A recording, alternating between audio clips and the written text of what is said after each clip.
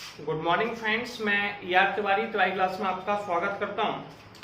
आज हम लोग अध्याय 2 का, ठीक है, 12th मैथमेटिक्स के अध्याय 2 का एक टॉपिक पढ़ेंगे जिसका नाम है पेटलॉन त्रिकोणमितीय फलन। क्या है? पेटलॉन त्रिकोणमितीय फलन। ठीक है, क्लियर है? टॉपिक का नाम है पेटलॉन त्रिकोणमितीय फलन। ये जो वीडियो है अपन इसमें केवल हिंदी मीडियम में पढ़ेंगे। ठीक है, सारे टॉपिक्स को कवर करेंगे केवल हिंदी माध्यम में। ठीक है, अब सबसे पहले हम समझेंगे कि पेटलॉन त्रिकोणमितीय फलन होता क्या है, उसे सॉल्व कैसे करना है, इसकी डोमेन क्या है। डोमेन को हम डोमेन भी कहते हैं और हिंदी में प्रांत भी कहते हैं। ठीक है, और इसकी रेंज क्या है, रेंज को हम लोग परिसर कहते हैं। सुनिए, अब मेरी बात सुनिए। जैसे कि यहाँ पेटलॉन त्रिकोणमितीय फलन होगा हमारा से sign inverse x, cos inverse x और tan इनवर्स x। क्लियर है? हम इनके बारे में स्टडी करने वाले हैं। ये एक अलग से फलन है। ठीक है, ऐसे हम लोगों ने इससे पहले 10th में पढ़ा हुआ था, 11th में पढ़ा था sign theta cos theta tan theta, sign theta cos theta tan theta. ऐसे ही हमने 11th में पढ़ा है sine inverse x, cos inverse x, tan inverse x। ठीक है, हम इनके बारे में स्टडी करने वाले हैं। कई लोगों को एक गलतफहमी होती है, ऐसे इनको लगता है कि साइन इनवर्स थीटा ये 1/sin थीटा होता है। ये बिल्कुल गलत है आपका थॉट, ऐसा कुछ भी नहीं है। ठीक है, ये एक अलग फंक्शन है। तो ये बात क्लियर हुई। अब सुनिए, कुछ अपन प्रॉपर्टीज पे डिस्कशन करेंगे।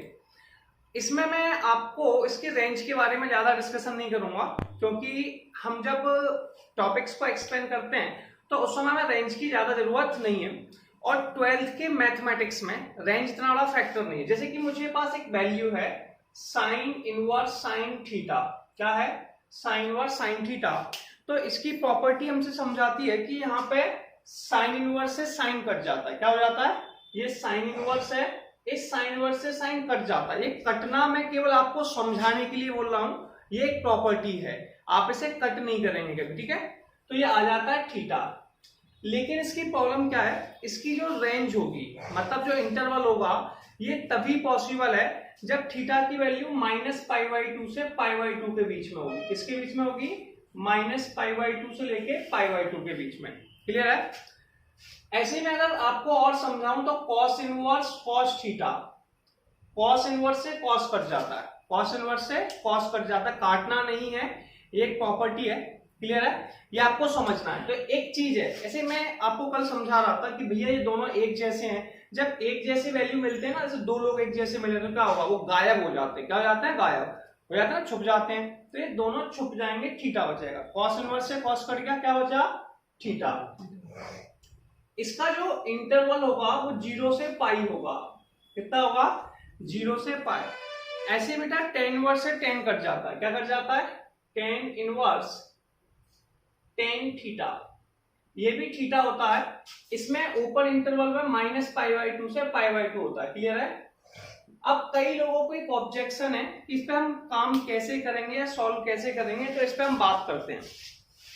ये वैल्यू लिखी है, इसके लिए हमें इसमें सबसे इंपॉर्टेंट टॉपिक को समझना होगा, वो है डोमेन और रेंज। मैं सबसे पहले रेंज के बारे में बात करूंगा। आपको रेंज बहुत ध्यान से समझनी है, बहुत इंपॉर्टेंट टॉपिक है।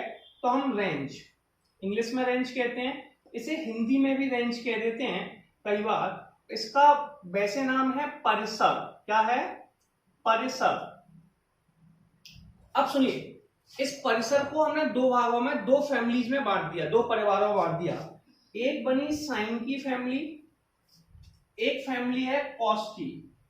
दो फैमिलीज हो गई, एक साइन इनवर्स एक्स की फैमिली हो गई, एक कॉस इनवर्स की। अब साइन की फैमिली में कौन है भैया? सुनिए, साइन इनवर्स की फैमिली में एक तो है tan।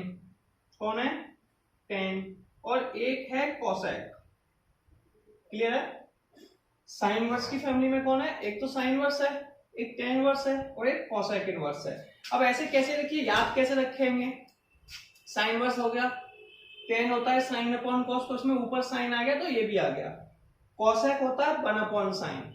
तो तीनों में साइन का पुट था, इसलिए हमने इसे साइन की फैमिलीज में बांट दिया। ऐसा कोई रूल नहीं है, ये मैं आपको समझाने के लिए बता रहा हूं। ठीक है, कि इससे हमें रेंज बहुत आसानी से याद हो जाती है। क्लियर है? दूसरा देखिए, एक है कॉस इनवर्स की फैमिली, किसकी? तो इसमें एक वैल्यू आ जाएगी कॉट इनवर्स एक्स और एक वैल्यू आ जाएगी सेक इनवर्स एक्स। तो इसकी फैमिली में आ गए कॉस, कॉट और सेक। क्लियर है? अब मेरी बात को थोड़ा ध्यान से समझेंगे। क्या समझना है? देखिए मैंने आपको एक ट्रिक बताता हूं। ऐसे SIN, साइन, साइन एक इंग्लिश का वर्ड है, इसका मतलब होता है पापी। क्या होता है? या पाप करना होता है। क्या होता है? पाप। सिन माने होता है पाप, इसे पाप कह देते हैं। क्लियर है? ऐसे मानते हैं। अब सुनिए, आपको कभी लिमिट याद करना है तो आप हमेशा याद रखिए कि साइन की जो लिमिट होती है वो -π/2 से π/2 तक होती है। कितनी होती है? ये tan की भी होती है, ये cosec की भी होती है। ऐसे मान लीजिए कि एक बच्चा, ये बच्चा स्टूडेंट बैठा हुआ है, अब ये कहीं पे गया, इसने, ये लड़का गया नंबर 1 और नंबर 2, अब ये घर से पैसे लेके गए। अब जैसे ये पैसे लेके जाएंगे, मान लो 100 रुपीज लेके गए, अब इन्होंने मन में कुछ ख्याल आए और इन्होंने सोचा कि घर जाएंगे, पापा से बोल देंगे पापा नली में गिर गए, पैसे गिर गए। ठीक है, तो उस कंडीशन में क्या होगा? तो अब इनके पास 100 रुपए थे, इन्हें घर जाके पापा को बताया, फिर दोनों क्या करेंगे? पैसों को आधा आधा बांट लेंगे। क्या बांट लेंगे? तो जब भी अपन कोई पाप करते हैं, यानी कि साइन के साथ जाएंगे तो आधा आधा बांट लेते हैं, इसे हम अद्धा अद्धा कहते हैं। क्या कहते हैं? अद्धा अद्धा। इसलिए इसकी जो रेंज है वो हो जाएगी -π/2 से π/2। ठीक है, ये याद करने के लिए। ठीक है, अब सुनिए, tan की हो जाती है ओपन इंटरवल में -π/2 से π/2। कितनी हो जाती है? ओपन इंटरवल में -π/2 और π/2। क्लियर है? इसमें क्या होता है? सुनिए, इसकी जो लिमिट होती है वो होती है -π/2 से लेके 0 तक, फिर 0 से लेके π/2 तक। आप ये मान सकते हैं कि इसमें 0 को नहीं लेते।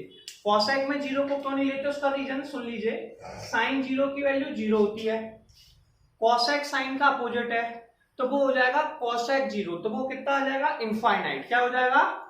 तो जिन पॉइंटों का वो आंसर इनफाइनाइट दे रहा है उन्हें छोड़ देते हैं। कॉसेक 0 पे इनफाइनाइट देगा तो 0 के बीच की वैल्यू को हम लेफ्ट कर देते हैं। क्या कर देते हैं? 0 की वैल्यू को लेफ्ट कर देते हैं। तो ये आपके पास आ जाता है साइन, इसमें -π/2 से 0। ये बेटा दो टाइप के इंटरवल होते हैं, इसे हम लोग कहते हैं बंद अंतराल। क्या कहते हैं? बंद अंतराल। ठीक है, इसे कहते हैं खुला अंतराल। क्या कहते हैं? खुला अंतराल। दोनों में अंतर क्या है, बंद और खुले अंतराल में? सुनिए, इसे क्लोज्ड ब्रैकेट और बंद अंतराल कहते हैं, इसे ओपन ब्रैकेट यानी कि खुला अंतराल कहते हैं। अब मेरी बात पे ध्यान देंगे। देखिए, इसे 1 और 3 वैल्यू ली है और यहाँ भी 1 और 3 लिखा है। तो बंद और खुले अंतराल में क्या होता है? बंद अंतराल में है तो हम 1 को भी ले सकते हैं, 1 को भी सिलेक्ट कर सकते हैं, कभी वैल्यू रखें, और 3 को भी ले सकते हैं, और 1 और 3 के बीच की वैल्यू को भी ले सकते हैं। खुले अंतराल में क्या होता है? 1 को नहीं ले सकते, 3 को नहीं ले सकते, हम 1 और 3 के बीच की वैल्यू को ले सकते हैं। इसीलिए हमने -π/2 से π/2 जो tan में लिया था वो ओपन में लिया था। ओपन में क्यों लिया? क्योंकि tan π/2 का आंसर इनफाइनाइट होता है। तो जिस पर इनफाइनाइट आंसर आएगा, कितना आएगा? इनफाइनाइट यानी कि अनंत। कितना आएगा? अनंत। जिस पे आंसर अनंत आएगा उसे छोड़ देंगे। तो आप सबसे पहले कुछ मत कीजिए, ये 0 की ज्यादा बाउंडेशन ये ऑब्जेक्टिव में चलता है। तो आपको जब प्रिंसिपल वैल्यू यानी कि मुख्य मान निकालेंगे, क्या निकालेंगे? मुख्य मान। तो वहां आपको जरूरत पड़ेगी साइन, tan और कॉसेक की जो मुख्य मान के लिए वैल्यू है वो -π/2 से π/2 तक। याद कर लीजिए कहां से कहां था। मैंने बताया था साइन पापी है, पापी यानी कि आधा आधा, तो आधा आधा, तो -π/2 से π/2 तक। क्लियर है? ये आपके पास फर्स्ट पॉइंट है। अब हम दूसरी वैल्यू के पास चलते हैं, cos inverse x, cot inverse x। Sorry, इसमें आपको कुछ नहीं करना भैया। देखो, ऐसे c से cos होता है, क्या होता है? c से cos दिखाई दे रहा है, c से cot और c से sec। क्लियर है? तो c ये क्या होगी? c और ये काय से भरी है? sec से। sec यानी कि सेंट से। काय से भरी है भैया? सेंट से। तो सीकेंड को सेंट कह दिया। सीसी काय से भरी है? सेंट से। जब भी कोई सीसी सेंट से भरी होगी, काय से भरी होगी? सेंट से, तो हम उसको तब तक यूज करते हैं जब तक कि उसका पाई यूज ना कर लें, मतलब पूरी एक बूंद तक यूज ना कर लें। एक बूंद भी बचती है, हम बचा के लगाते हैं उसको। ठीक है, इसीलिए इसके फॉर्मूले में पाई होता है। क्या होता है? इसलिए इसकी लिमिट को हम याद रख सकते हैं बहुत आसानी से कि इसकी लिमिट 0 से पाई तक होती है। मतलब इसकी जो रेंज है, जो परिसर है, वो 0 से पाई है। कॉट में ओपन इंटरवल में होती है। किसमें होती है भैया? ओपन इंटरवल में होती है। सेक में वही सिस्टम है। अब हम लोग सेक की बात करेंगे। सेक बेटा π/2 पे 0 हो जाता है, तो इसकी जो लिमिट होती है वो होती है 0 से π/2। ओपन इंटरवल यानी कि π/2 को नहीं ले सकते हैं, जहां पर ओपन इंटरवल लगेगा उस वैल्यू को नहीं ले सकते हैं।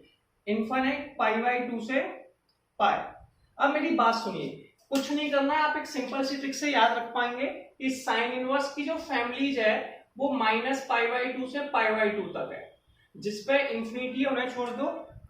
कॉस इनवर्स का जो परिवार है उसकी लिमिट है 0 से π। कितनी है भैया? 0 से π। आपको इतना याद रखना है। क्लियर है? ये आपके लिए इंपॉर्टेंट है। इसमें क्या होता है, डोमेन और होता है। डोमेन में इंपॉर्टेंट पॉइंट है हमारे लिए साइन इनवर्स एक्स का और कॉस इनवर्स एक्स का। ठीक है, इन दोनों की जो मैक्सिमम वैल्यू होती है वो -1 से लेके 1 तक होती है। ठीक है, दिखाई दे रहा है? -1 से लेके 1 तक होती है। कभी भी कॉस और साइन की वैल्यू -1 और 1 से बड़ी नहीं हो सकती। ठीक है, इसका आंसर हमेशा आएगा -1 से लेके 1 तक। तो आप क्या करेंगे, यहां तक का स्क्रीनशॉट लेंगे, फिर मैं आपको आगे तो हम यहां तक के वीडियो में कर चुके थे। इसके आगे समझिए कि आगे हम डोमेन की और बात करेंगे। तो डोमेन क्या होता है? डोमेन देखिए, ऐसे मुझे tan inverse x, cot inverse x, sec inverse x और cosec इनवर्स x, इन सबका डोमेन याद करना है। ठीक है, इन सबका जो डोमेन है वो -इनफाइनाइट से इनफाइनाइट होता है। मैंने भी आपको सबसे पहली ट्रिक बताई थी भैया, साइन इनवर्स x और cos इनवर्स x का डोमेन, यानी कि इसकी जो मैक्सिमम वैल्यू आती है वो -1 से बनाती है। ठीक है, सेक और कॉसेक इसके जस्ट अपोजिट होते हैं। कितने होते हैं? इन सब की जो डोमेन है वो -इनफाइनाइट से इनफाइनाइट तक आती है, चाहे टेन हो, चाहे कॉट हो, चाहे सेक हो, चाहे कॉसेक हो। बस सेक कॉसेक में कंडीशन अप्लाई हो जाती है। वो कंडीशन क्या है कि वो -1 से 1 तक नहीं आ सकता, क्योंकि अपॉन में है।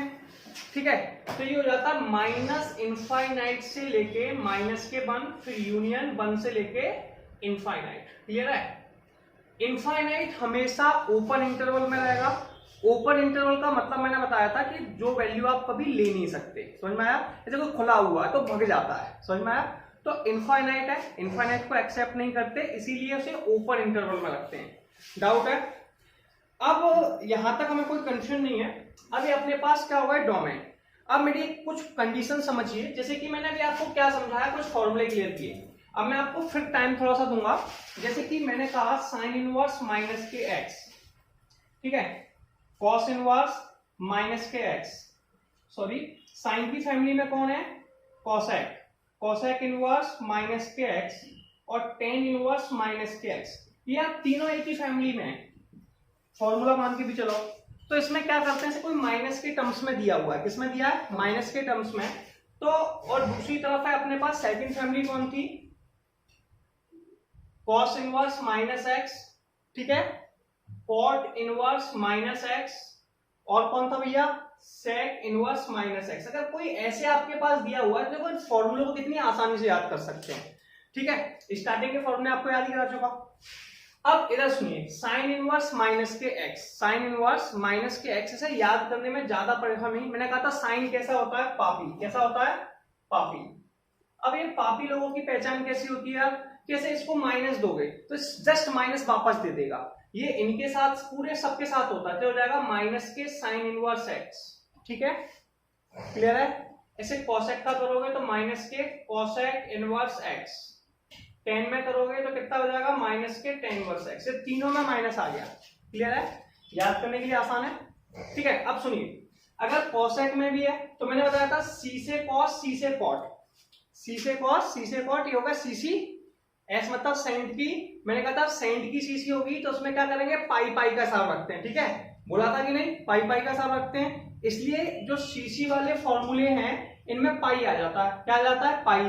तो हम आसानी से याद रख सकते हैं। उसे लिख देंगे पाई माइनस के cos inverse x, pi minus के कॉट इनवर्स एक्स और पाई माइनस के सेक इनवर्स एक्स। क्या आपको इन फॉर्मूलों को याद करने में कोई डाउट है?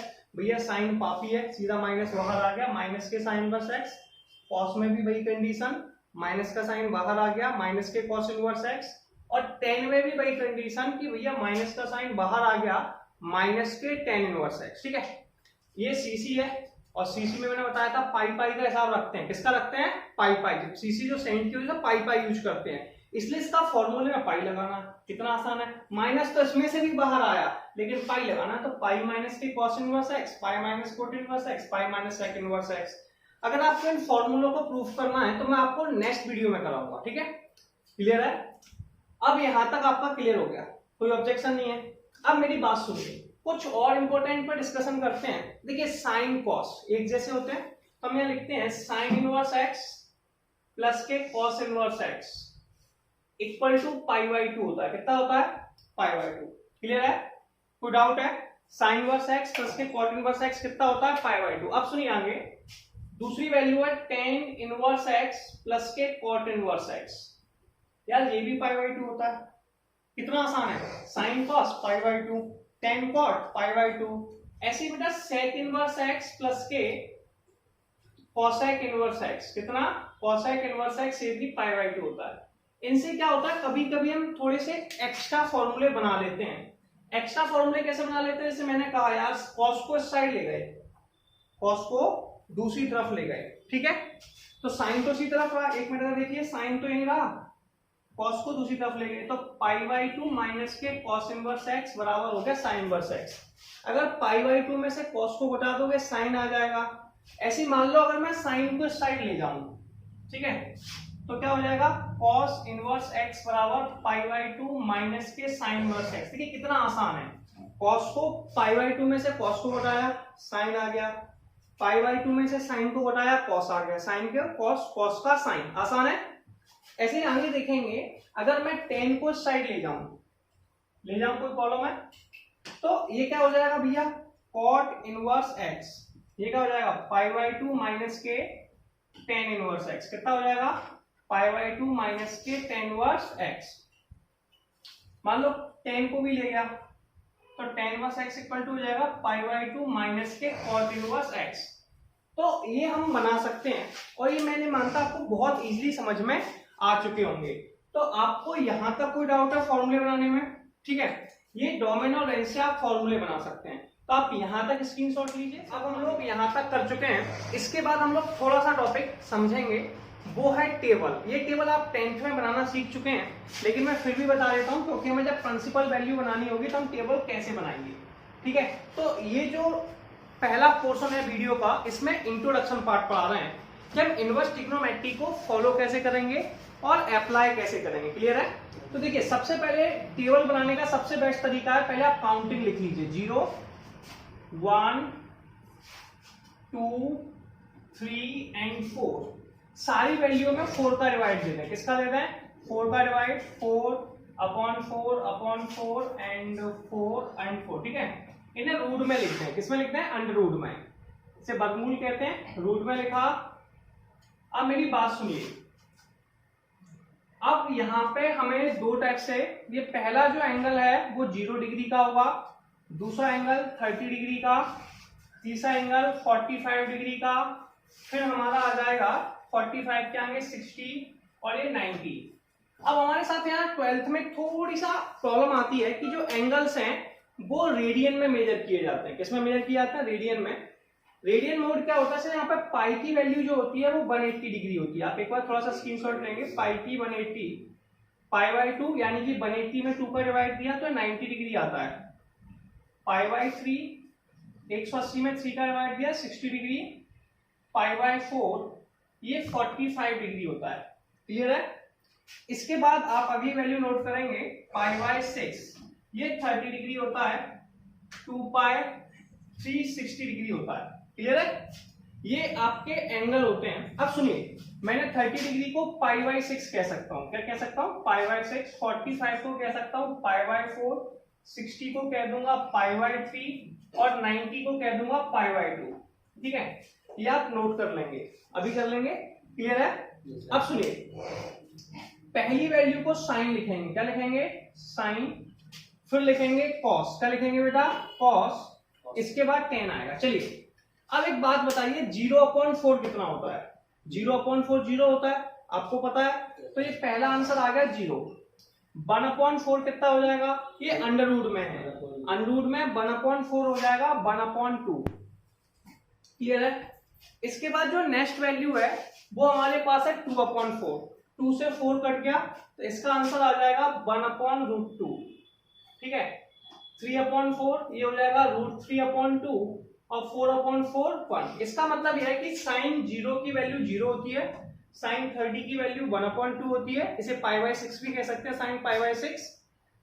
साइन 45 की वैल्यू 1/√2 होती है, ठीक है, 1/√2, ठीक है, सबको पता है। √2 वगैरह में कोई प्रॉब्लम तो नहीं है, ऐसे इंग्लिश स्पीक करते तो कोई प्रॉब्लम तो नहीं है। चलिए अगर हो तो आप कमेंट में जरूर बताइए, तो अपन नेक्स्ट वीडियो से ट्राई करेंगे कि इसे शुद्ध हिंदी में बोला जाए। ऐसे 60 जो है इसकी वैल्यू होती है अंडर रूट में 3/2 और 90 की वैल्यू होती है 1। अब क्या करते हैं, जब कॉस्ट की टेबल प्रिपेयर करनी है तो आप पीछे से वैल्यु लिखें, पहले लास्ट की वैल्यू लिखें, लास्ट की वैल्यू कितनी है 1, फिर इसके बाद सेकेंड वैल्यू लिखते हैं √3/2, फिर ये लिखते हैं 1/√2, फिर 1/2, इसके बाद आप लिख देंगे 0। अब इसके आगे हम जब चलेंगे तो हमें कोई ज्यादा प्रॉब्लम क्रिएट नहीं करनी है। सुनिए, साइन हो गया, कॉस हो गया, अब हम यहाँ टेन की बात करेंगे। किसकी बात करेंगे, टेन की। टेन क्या होता है, साइन अपॉन कॉस को टेन कहते हैं। क्या कहते हैं, साइन अपॉन में कॉस क्या कहलाता है, टेन। तो बेटा 0/1 कितना होगा, 0। किसी 0 में जब किसी भी वैल्यू का डिवाइड है 0 ही आएगा। अब दूसरी वैल्यू है 1/2 और √3/2, ठीक है। अगर आपको 1/2/√3/2 मिलेगा तो 2 से 2 कैंसिल हो गया, आंसर कितना बचा 1/√3। ऐसे बेटा साइन अपॉन कॉस 1/√2 1/√2 दोनों कट गए, आंसर कितना बचा 1। वैसा मुझे याद है लेकिन तब भी हम याद करेंगे, थोड़ा सा रिवाइज करेंगे। मैं मानता हूं आपको ये सारी चीजें बहुत अच्छे तरीके से आती है, तब भी एक बार रिवाइज कर लिया। √3/2 है, 1/2 है, 2 से भैया 2 कट गया, √3 बचा। डिवाइड तो दे लेंगे ना, डिवाइड में तो कोई प्रॉब्लम नहीं है। अगर हो तो आप बताइए कमेंट में, ठीक है। 1/0 कितना होता है, 1/0 होता है आप लोगों का इनफाइनाइट, ठीक है। तो साइन कॉस टेन आ गया। अब मैं आपको थोड़ी सी हिंट के लिए इनके जस्ट अपोजिट, साइन का अपोजिट कौन होता है यार, साइन होता है किसका, कॉसेक का। तो 1/cosec, कॉस का होता है सेक और टेन का होता है कॉट। मैं इनकी टेबल भी आपको समझा देता हूं, सुनिए। इसका 0 का उल्टा करना है, 0 का उल्टा होता है यार 1/0, जस्ट उल्टा 1/0। और 1/0 कितना होता है यार, इनफाइनाइट। तो 0 का उल्टा इनफाइनाइट, इनफाइनाइट का उल्टा 0, ठीक है। अब 1/2 का करना है, तो 1/2 का उल्टा क्या हो जाएगा, 2 ऊपर चला जाएगा 1 नीचे आ जाएगा, तो ये हो जाएगा 2/1 और 2/1 2 होता है, ठीक है। डाउट तो नहीं है। 1/√2 का अपोजिट, तो बेटा 1/√2 है, इसका उल्टा क्या करेंगे, नीचे वाली वैल्यू को ऊपर लिखते हैं, ऊपर वाली वैल्यू को नीचे लिखते हैं। तो √2/1 हर वैल्यू में होती है, तो आप इसे लिखेंगे सर √2/1। तो 1 तो हम कई बार लिखते ही नहीं है, तो हम लिख देंगे इसको √2। अब 2/√3 का उल्टा क्या होगा, 2 ऊपर चला जाएगा और √3 नीचे आ जाएगा, ठीक है। तो ये हो जाएगा 2/√3। 1 का उल्टा 1 ही होता है, तो बेटा ये आ गया आपके पास कॉसेक, ठीक है। अब इसके आगे बात देखिए, कॉस में उल्टा, सेक की जब टेबल बनाएंगे तो कॉस पर फोकस करेंगे। किस पर करेंगे, कॉस का उल्टा सेक कहलाता है, कॉस का अपोजिट कौन कहलाता है, सेक। क्लियर है। अब सुनिए, 1 का उल्टा 1, ठीक है। √3/2 का उल्टा 2/√3, √3/2 का उल्टा 2/√3। 1/√2 का उल्टा √2, कॉलम तो नहीं है, नीचे वाली वैल्यू को ऊपर, ऊपर वाली को नीचे, √2। 2 का उल्टा 2/1 का 2 और 0 का उल्टा इनफाइनाइट। इसीलिए हम देखिए यहाँ पर 10π/2 यानी कि 90 की वैल्यू इनफाइनाइट थी, इसीलिए जब मैं रेंज ले रहा था तो π/2 को मैंने ओपन इंटरवल में रखा था, क्योंकि यहाँ पे इनफाइनाइट है, समझ में।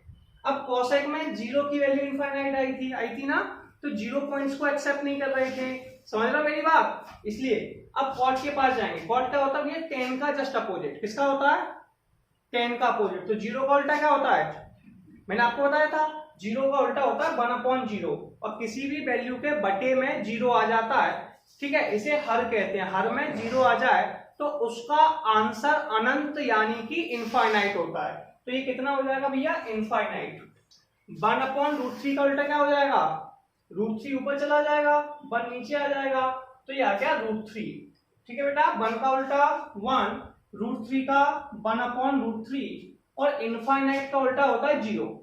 अब आपने कह रहे होंगे 90 तक तो आपने वैल्यू करा दी, क्या 90 के आगे वैल्यू नहीं बन सकती? जी बिल्कुल बन सकती है, लेकिन 90 की इतनी सारी वैल्यू आप कैसे याद कर पाएंगे? हम केवल साइन कॉस टेन तक की वैल्यू को माइंड में रखते हैं, ये वैल्यू हम लोग जस्ट अपोजिट करके निकाल लेते हैं, ठीक है।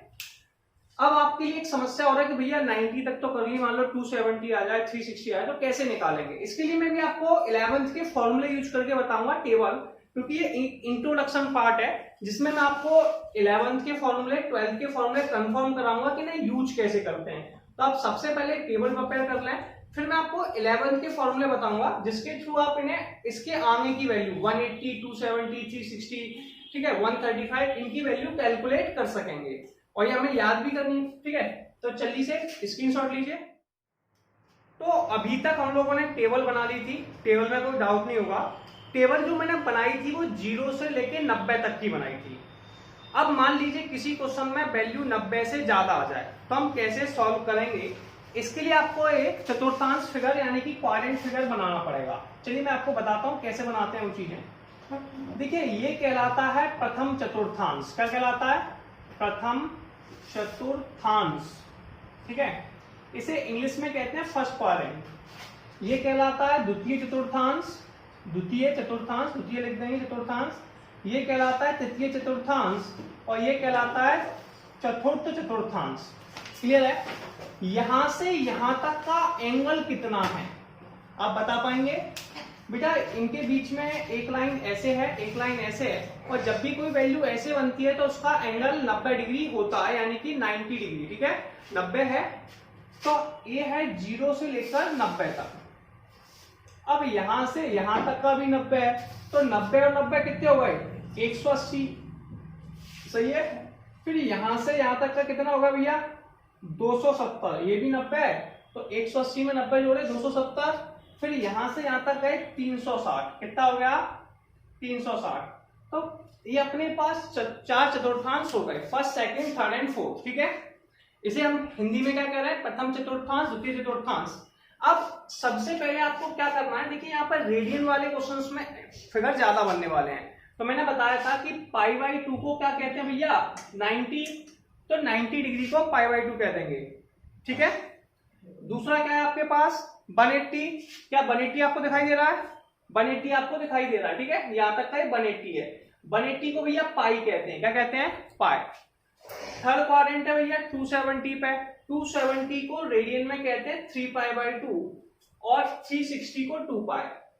यहां कई लोगों को एक बहुत प्रॉब्लम आती है, यहां एक सिस्टम समझना पड़ेगा कि एक आपके पास यहाँ फॉर्मूले बनाना सिखा रहा हूं मैं। 11th में आप पढ़ चुके हैं, लेकिन मुझे लगता है कि आपने 11th में प्रिपेयर नहीं किया होगा, तो मैं भी बता देता हूं आपको। ये फर्स्ट वीडियो है। ठीक है, ये जो एंगल है यहाँ आपको पता करना पड़ेगा कि आप कौन से चतुर्थांश में हैं। आप यहां से 0 से आगे जाएंगे तो उसे 0 प्लस कहेंगे, 90 से पीछे आएंगे तो 90 माइनस कहेंगे, ठीक है।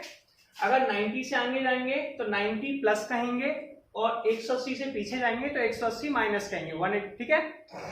180 से आगे जाएंगे तो 180 प्लस धन का साइन, और 270 माइनस। सुनिए, अब यहाँ पे आप क्वाड्रेंट देखेंगे कि ये फॉर्मूले कब बनते हैं।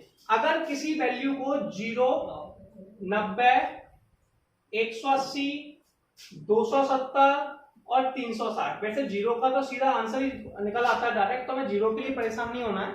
हम बात करेंगे 90, 180, 270 और 360। अगर किसी फॉर्मूले में 90, 180, 270, 360, 90 को कहते हैं π/2, 180 को कहते हैं पाई, 270 को कहते हैं 3π/2, 360 को कहते हैं 2π। इन वैल्यूओं से जोड़ा या घटाया जाएगा। हम हिंदी में पढ़ रहे हैं तो हिंदी में से क्या कहेंगे? अगर इन वैल्यूओं में से जोड़ा या घटाया जाएगा तो आप फॉर्मूले बना सकते हैं। क्या बना सकते हैं? फॉर्मूले, जोड़ा या जोड़ने या घटाने पर, ठीक है। क्लियर है? अब मेरी बात सुनिए, यहां सबसे महत्वपूर्ण पोर्शन होता है कि आप ये पता करें कौन सा क्वाड्रेंट है। क्या पता करें? कौन सा क्वाड्रेंट है। बेटा सुनो, ऐसे मेरे पास है प्रथम चतुर्थांश। कौन सा है? प्रथम को देखिए, थोड़ा समझने का प्रयास करें, ठीक है। 0 से ज्यादा, 0 से ज्यादा तो वैल्यू हम वैसे ही निकाल देते हैं। तो अभी यहाँ पे हमारे पास वैल्यू है 360, तो 360 से आगे है 90 से कम है। क्लियर है? 360 से ज्यादा है, ज्यादा में क्या हो जाता है बेटा 360 प्लस क्या हो जाता है, और कम में क्या हो जाएगा 90 माइनस। इनमें से देखिए 360 से ज्यादा है, 360 से ज्यादा है कि नहीं। किसी भी चीज का आप एक चक्कर ऐसे लगाते हैं, आपने एक मंदिर की परिक्रमा लगाई पूरी की पूरी इस तरीके से, तो आपने इस समय जो एंगल बनाया वो आपका 360 डिग्री है, क्लियर है। तो 360 से ज्यादा है, 90 से कम है, पहला क्वाड्रेंट क्या है 360 से ज्यादा 90 से कम, तो आप इसे लिखेंगे 360 प्लस 90 माइनस। इसमें से कोई वैल्यू जोड़ी या घटाई जाएगी। अब मैं क्या घटाऊं, 1 डिग्री 2 डिग्री 3 डिग्री नहीं बता सकते, इसलिए हम इस वैल्यू को मैथ में मान लेते हैं थीटा। क्या मान लेते हैं, थीटा या फिर एक्स, क्लियर है। जो भी मानना हो तो आप लिख देंगे 360 प्लस थीटा या फिर 90 माइनस के थीटा, क्लियर है। ये आपका प्रथम चतुर्थांश होगा। 360 को 2 पाई कहते हैं, क्या कहते हैं 2 पाई प्लस थीटा, क्लियर है। और 90 को पाई बाई 2 माइनस के कहते हैं। तो अगर आप कभी देखते हैं कि कहीं पर 360 प्लस थीटा या 90 माइनस थीटा लिखा है तो आप समझ लीजिए वो प्रथम चतुर्थांश है। क्या है, प्रथम चतुर्थांश। अब हम द्वितीय चतुर्थांश के पास चलते हैं। द्वितीय चतुर्थांश में क्या होगा भैया, सुनिए, द्वितीय कहां पर है, द्वितीय यहां पर है, ये 90 से ज्यादा है और 180 से कम है। 90 से ज्यादा है, 180 से कम है, तो आप 90 से ज्यादा को क्या लिखेंगे भैया 90 प्लस थीटा, 90 प्लस 180 से कम 180 माइनस। इसमें से हमेशा जो वैल्यू घटा रहे हैं थीटा एक्स कोई भी घटा दोगे, इससे क्या सबके आंसर सेम आ जाए। तो 90 प्लस थीटा, 90 को हम क्या कहते हैं भैया पाई बाई 2, इसे पाई बाई 2 प्लस थीटा। अगर कहीं पर 90 प्लस थीटा लिखा हुआ है या फिर पाई बाई 2 प्लस थीटा लिखा है या फिर आपके पास लिखा है पाई माइनस के थीटा, क्या लिखा है पाई माइनस के थीटा, तो इस कंडीशन में ये आपका सेकंड क्वाड्रेंट हो जाएगा। कौन सा हो जाएगा, सेकंड। अब हम चलेंगे थर्ड क्वाड्रेंट के पास। थर्ड क्या है भैया, आगे देखिए 180 से ज्यादा है कि नहीं है, यस, और किससे कम है बेटा 270 से कम है। तो आप क्या करेंगे 180 से ज्यादा को क्या कहेंगे थर्ड क्वाड्रेंट, यानी कि तृतीय चतुर्थांश। तृतीय चतुर्थांश में क्या कहेंगे 180 से ज्यादा तो 180 प्लस थीटा, और 270 से कम तो 270 माइनस थीटा। अब मेरी बात समझिए, बहुत आसान होता है भैया। 180 को पाई कहते हैं, पाई प्लस थीटा, 270 को 3 पाई बाई 2 प्लस थीटा। तो आप इन्हें देख के पता कर सकते हैं कि क्वेश्चन आपका कौन से क्वाड्रेंट में, मतलब कौन से चतुर्थांश में है। ठीक है, फोर्थ के पास गए, 270 से ज्यादा है और 360 से कम है।